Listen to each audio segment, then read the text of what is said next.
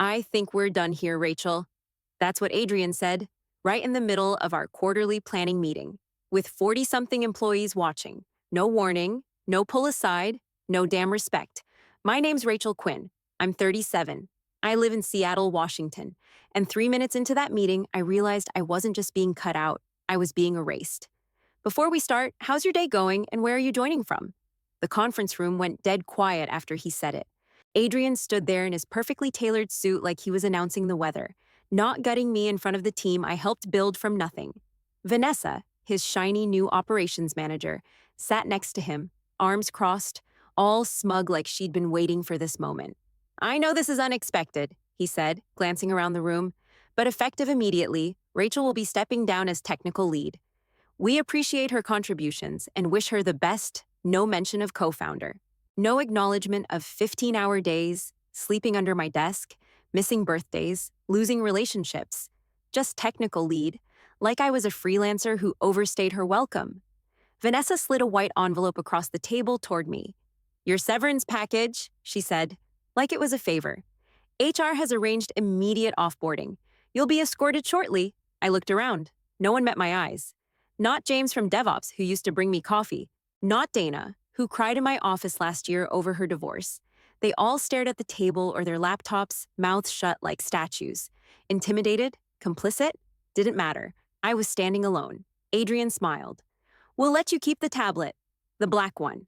Consider it a token of our appreciation token. That thing was 4 years old, cracked screen, barely held a charge. But what Adrian didn't know, what none of them knew, was that it still had the heartbeat of the system pulsing in its code. My code. I didn't say a word. I stood up, took the envelope, grabbed the tablet, and walked out. No tears, no yelling. Just pure, burning humiliation. Security followed me all the way down. No one spoke. Outside, it was raining. Of course it was. Seattle doesn't let you feel anything clean. Then my phone buzzed. Timer complete. 182 days elapsed. I said it the night I saw Adrian and Vanessa's first email chain. I knew this was coming, I just didn't know when.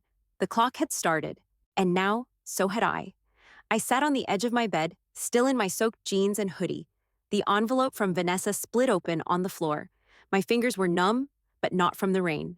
There it was, black ink, clean font. A legal rewrite of my existence. Rachel Quinn, IT contractor, performance-based equity recipient. No mention of co-founder, no chief architect, just some mid-level tech grunt who'd gotten lucky. They scrubbed me. On paper, I was no more important than the guy who installed the printers. I flipped to the corporate structure page. Adrian listed himself as founder and CEO. Vanessa was now COO. There was a new CTO, someone I didn't even recognize, and no mention of me at all. It was like I'd never even walked through those doors 8 years ago with a duffel bag full of notebooks and one fried-out MacBook. I pressed the heels of my hands into my eyes, hard, until the stars came. Rage bubbled up in my chest, but I didn't scream. Screaming was a waste of time. I walked over to the kitchen, still dripping, still shaking, and cracked a beer. My hand trembled as I took that first swallow, but it went down bitter and cold, just like the moment demanded. Then I sat down with the tablet. The screen was chipped in the corner.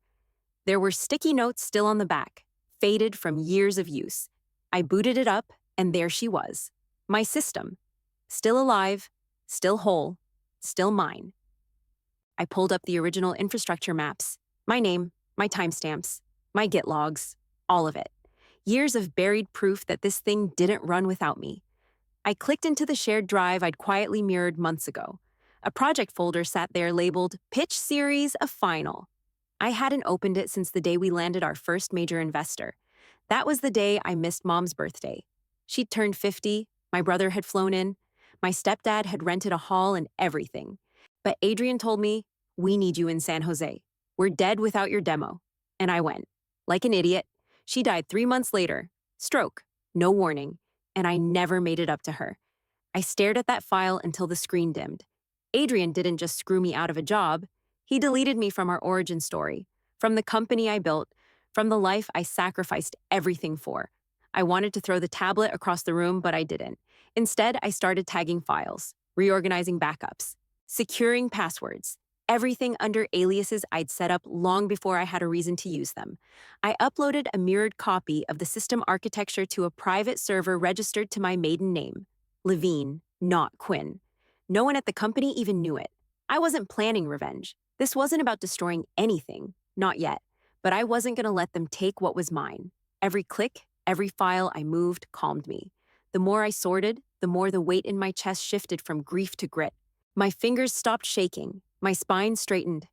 They thought they fired an IT contractor? Good. Let them believe that. Because by the time they figured out what I really was, it'd be too damn late.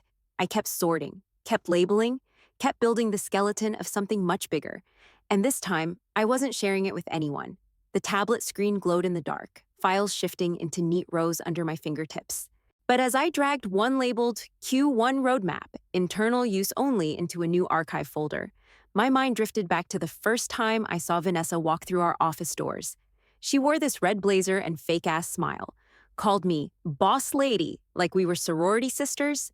Adrian had introduced her as a process expert who was going to help clean up the clutter. I should have known then. Vanessa came in smiling, but she didn't sit still. Within 2 weeks, she was in every product meeting. 3 weeks later, she was just dropping in on our dev huddles. Then she started speaking for me in board calls. Rachel's team is working on this. Rachel's roadmap includes that. Like I wasn't even in the damn room. I asked Adrian about it once. She's just streamlining communications, he said, all casual, like it was nothing. You're still the brain. She's just making the machine run faster. Bullshit. That was the beginning of the slow fade. People stopped coming to me with questions. Emails started including her and excluding me. She'd slide into my office to ask for clarifications, then twist my answers into directives. I'd say one thing in stand-up. The next day, she'd deliver the opposite to the team and call it updated guidance. I thought maybe I was overreacting. Maybe I was just tired. But deep down, I knew better. The air was shifting. People were choosing sides, and they weren't choosing mine. Then came the night that wiped out any doubt. Adrian had left his phone on the kitchen counter at the office during an after-hours mixer. I was the last one out. I wasn't snooping. I just saw the screen light up. Vanessa, should we loop in legal before we make her exit official? That one line hit me in the chest like a steel pipe. I picked up the phone. I shouldn't have, but I did. There was a whole thread, at least a dozen messages. Vanessa, I can handle the transition. She's emotionally tied to the product. Makes it hard for her to scale leadership-wise. Adrian, I agree. Let's phase her down slowly, reduce visibility. That wasn't strategy. That was a hit job. I stared at the phone, cold sweat on my neck, heart pounding so loud I couldn't hear the music still playing on the speakers. I could have marched upstairs and confronted them both, slammed the phone down on the conference table and demanded answers, but I didn't. I set the phone back exactly how he'd left it. Then I walked straight to my office and started backing up everything. Every doc I ever wrote, every email with my name on it, every commit to the codebase, every roadmap, every board deck where I was the one who built the foundation, even if Adrian stood on stage pretending it was his. I uploaded duplicates to cold storage, split across 3 separate cloud servers I controlled privately. I used encrypted containers, dead letter file names, and old shell scripts I'd written in my 20s when I used to compete in CTF tournaments for fun. They thought they were smart. I was smarter. After that night, I started paying closer attention. Adrian and Vanessa would exchange looks in meetings, tight, silent nods like they'd already discussed decisions behind closed doors. She'd interrupt me mid-sentence with, "What Rachel means is," like I needed a damn translator. Even the dev team started going to her first. Some of them didn't even realize what was happening. They just followed the person who had Adrian's ear.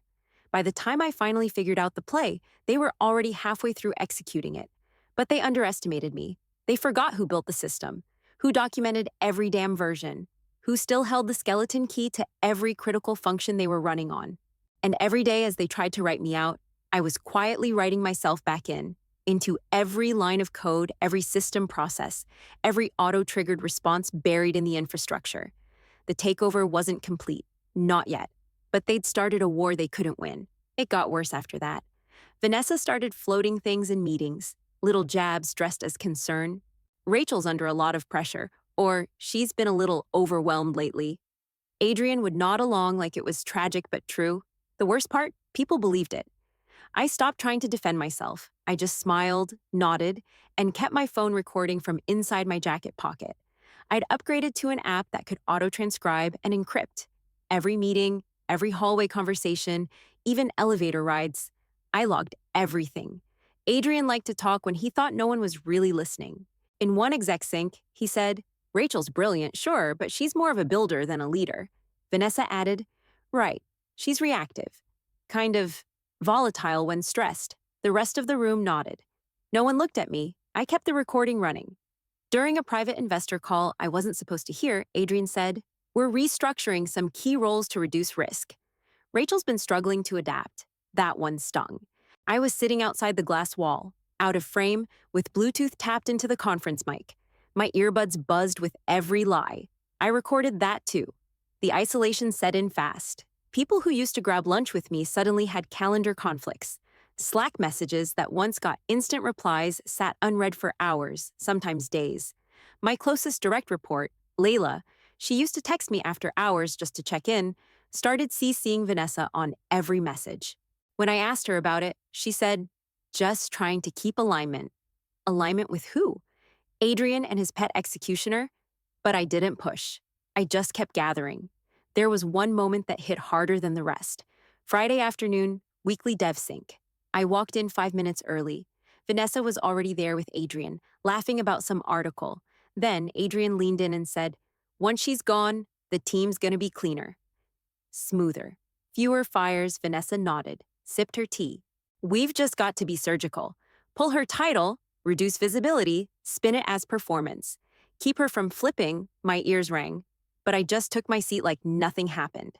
I started backing up the audio nightly, stored everything in folders by date and context, labeled the most damning clips. Investor lies, week 4.mp3, board setup third draft.mp3, Vanessa phase out direct, quote.mov. I even recorded myself narrating what happened day to day, who stopped talking to me, who started deferring to her, the words they used. My voice was flat in those logs. Tired, but focused. The thing about gaslighting is it only works if you don't document it. By the third week, I had dozens of hours logged, clear patterns, full quotes, timeline matched to meeting notes, emails, investor calls. All of it synced to the cloud under multiple aliases, buried in plain sight across shell Dropbox accounts and private servers. They thought they were silencing me, but every time they whispered behind my back, I hit record. By the end of the month, I didn't have a support system. I didn't have friends in that building, but I had evidence, and that was enough. Word count, 881, 808 to 893. It was almost midnight. The office was quiet except for the hum of the HVAC and the occasional click from the vending machine down the hall. I was in the war room going over system logs, prepping a release Adrian didn't care about anymore. He and Vanessa had bailed hours ago. At least I thought they both had. When I walked into the boardroom to grab a charger, I saw her laptop sitting there, open, still logged in. Vanessa's screensaver hadn't even kicked on. I stood in the doorway, staring at it like it might bite me. I told myself to walk away. I really did, but I didn't. I shut the door behind me and walked over slow. No password prompt. It's just her desktop, emails wide open. She hadn't even locked it. Either she was cocky or stupid, maybe both. I scrolled through the inbox. Top message, re-timeline for role transition. It was from Adrian. "We should finalize the language for the board deck. Performance inconsistencies sounds more clinical than emotional instability. Use that instead." My throat went dry. They weren't just replacing me, they were rewriting me, diagnosing me like I was some liability. I clicked deeper. There were threads going back 6 months. Subject lines like, draft notes, Rachel performance log, progress report, risk mitigation, FYI, video clip from Q2 stand-up. They were compiling everything. Edited audio clips, cherry-picked Slack threads, taken out of context and labeled concerning. But the real gut punch was the folder titled Redbird Consultants. I opened it. Inside were invoices, thousands of dollars worth, for product strategy and organizational development, all billed monthly, all signed off by Vanessa. I knew every outside vendor we worked with. These names? Never heard of them. Curious, I looked up one of the company names. It didn't even have a website. Then I Googled the mailing address. It was a residential duplex in Spokane, registered to Vanessa's cousin, another one linked to an LLC owned by someone with her last name, maiden name, buried in small print footer text, but still there. This wasn't just petty sabotage, it was embezzlement. They were funneling company money into fake vendors tied to Vanessa's family. Adrian had approved the payments. I found emails where he literally said, "No need to involve finance. I'll approve these manually for now." They were gutting the company behind closed doors while using me as a scapegoat. My palms were sweating. I copied everything: emails, PDFs, file paths. I uploaded the files to a burner account I'd set up the week Adrian called me emotional in front of the board.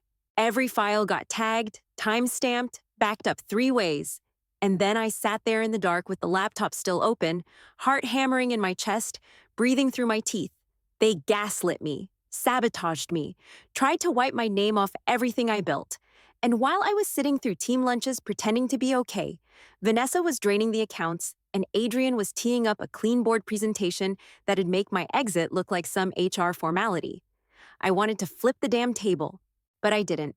I closed the laptop gently, set it back exactly how I found it, and walked out.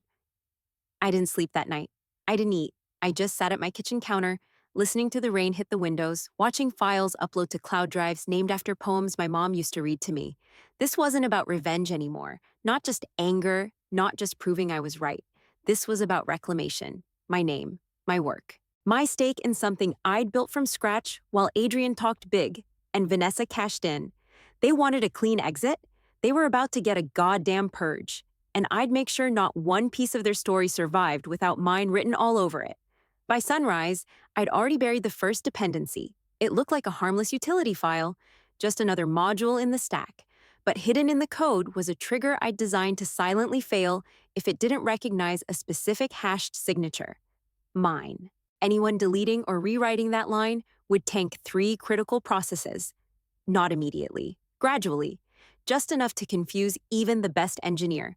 I embedded 6 more that day, each one invisible to anyone not looking straight at the logic trees I'd written years ago.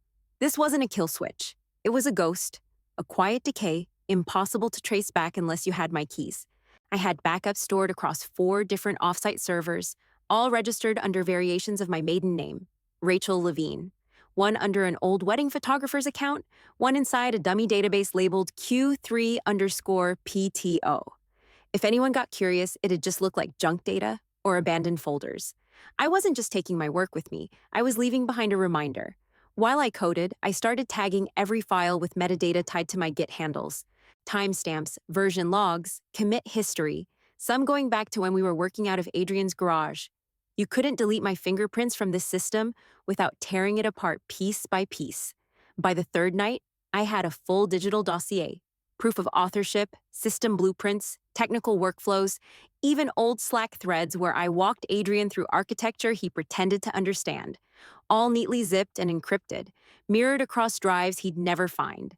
I was in the zone, headphones on, screen glowing in the dark, when I felt it: movement behind me. I froze. Then I heard his voice. "Damn, still grinding?" I turned slowly. Adrian was leaning against the doorframe, coffee in hand, like this was a casual drop-in. He wore that smug half-smile, the one he used on investors when he wanted to look humble. "Big push coming," I said, keeping my voice even. "Just tightening up stability." He stepped closer, eyeing the monitors. "You always had that fire, Rachel. You know, whatever happens tomorrow, just know I always appreciated your hustle." I forced a smile. "Thanks." He paused like he was waiting for something. Guilt? Fear? Gratitude? I gave him none of it. Instead, I shifted in my chair and minimized the terminal window that had just finished encrypting the main scheduler. He took a sip of coffee, still watching me. "We've got that final meeting tomorrow. Should be quick. Just some logistics." "Got it." He nodded. "Try to get some rest. You've earned it." I gave him one more empty smile, then turned back to the screen. He left without another word. The second the door clicked shut, I locked everything down, re-verified the backups, and ran a final checksum on the dependencies. All clean, all active. The fuse was already burning. He just hadn't seen the smoke yet. Tomorrow, I'd walk into that meeting like nothing was wrong. But when the countdown hit 0, he'd finally realize what I'd really been building. And by then, It'd be too damn late. The HR invite hit my inbox at 9:03 a.m. Subject line, quick sync, HR and ops. Routine, the body said. Right. I already knew what it was. I left my code compiling, closed the lid on my laptop, and walked down the hall like it was any other meeting. No dramatics, no folder clutched to my chest, just steady steps and a heartbeat I'd already made peace with. Conference room B was colder than usual. Adrian sat at the head of the table, Vanessa to his right, and some HR rep I barely recognized on the left. My chair was empty, facing them. I didn't sit. Adrian smiled like he was on a press tour. Rachel, thanks for coming. I crossed my arms. Let's not pretend this is a surprise. Vanessa leaned forward, all composed. This is an official notice of separation. As of today, your contract with the company has ended. Contract, I said. That's cute. The HR woman slid a folder across the table. The severance has been processed. You'll receive payment within 5 business days. Adrian cleared his throat like he was doing me a favor. We've packed up your personal items. Security will walk you out. Wouldn't want me to touch a server on the way out, huh? I asked. Vanessa didn't flinch. Policy? I stared at them both, silent. Adrian finally said, We appreciate your work. Truly, but the company's evolving. It's time I gave him a half smile. You have no idea. He didn't respond. I opened the folder, typed my name on the touchscreen. Final signature, done. When I turned, 2 security guys were already waiting by the door. One held a cardboard box. My plant, my charger, my old company hoodie folded like a burial flag. They flanked me as I walked past the rows of desks I used to own. Nobody looked up, nobody said a word. James from DevOps glanced my way, then immediately went back to typing. Layla wouldn't even meet my eyes. Cowards. A few had that pity face, tight-lipped, almost sorry. But they didn't speak either. Adrian's silence was contagious. As we reached the lobby, Vanessa appeared behind me. You'll be removed from the org chart by end of day, she said, her voice flat. If anyone contacts you, direct them to us. I didn't even look at her. I stepped outside. It was overcast again. That damp, heavy Seattle kind of gray. I didn't bother with my jacket. The second I hit the sidewalk, my phone buzzed. System check. 10 minutes. I tucked it into my pocket. Didn't flinch, didn't smile, just walked. Because 10 minutes from now, the countdown wouldn't just tick. It would start tearing their shiny little empire apart. I took the corner booth at Perk House, 2 blocks from the office. Rain smeared the windows in lazy streaks. My hoodie was still damp, and the heat from the coffee mug felt like fire against my fingers. Across the street, through the foggy glass, I had a clear line of sight to the top floor of our building. Their building now. 10 minutes. I stirred my drink slowly. Didn't rush. The phone stayed face down on the table. I didn't need to check it. I knew the timing by heart. At exactly 10:15, the lights on the 4th floor flickered. I smirked. That was the first wave. Instability. Just visual. Nothing to panic over. Yet. A few minutes later, 2 engineers rushed past the cafe window toward the building, backpacks bouncing, badges already in hand. One of them was from the DevOps rotation. They'd called in reinforcements. Then came the alerts. Slack notification, system status, partial degradation, ticketing interface SMS from anonymous relay, webhooks crashing across multiple client environments. Vanessa's losing it. I took a slow sip of coffee. They'd patched the surface-level bugs. They always did. The easy stuff was meant to be easy. False confidence. That's the trap. Inside the office, I could see shadows pacing across the boardroom wall. By 10:42, I counted at least 7 different people on their phones in the windows, Adrian included. He was pacing in wide circles, hands flying like they always did when he was cornered. Vanessa stood stiff, arms folded, locked on someone's laptop like she could will it to behave. At 10:48, the second wave triggered. Back-end auth protocols failed. Secure user sessions dumped. Clients were auto-logged out in the middle of active transactions. Admin tools vanished mid-click.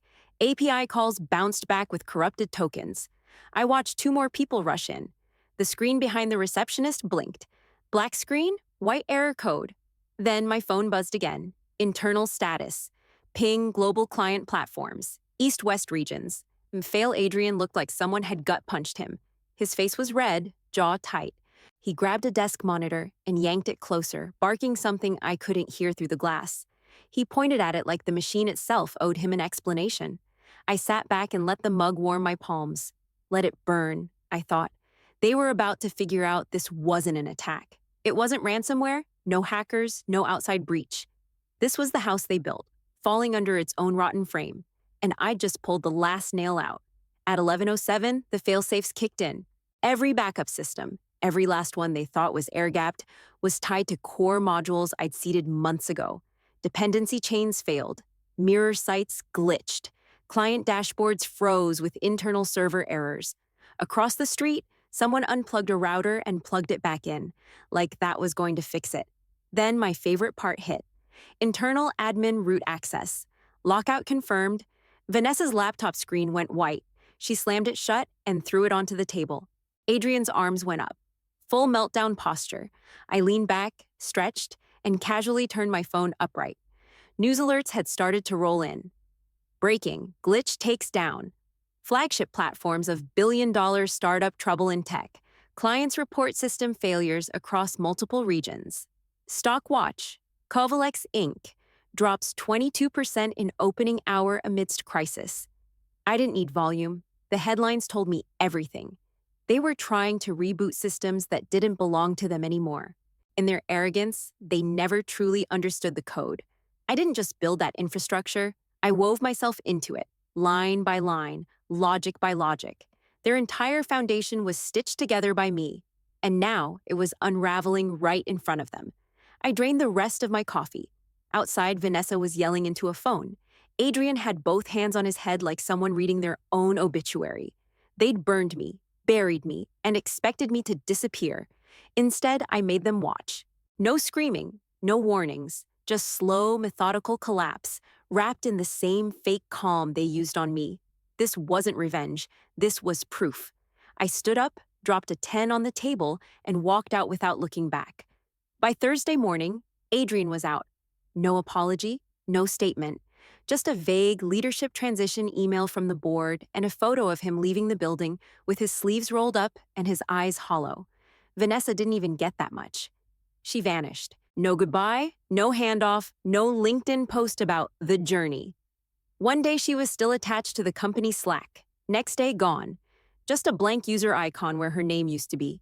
Word was she cleaned out her office at 3 a.m. and left the badge on her desk. That Friday, the SEC showed up.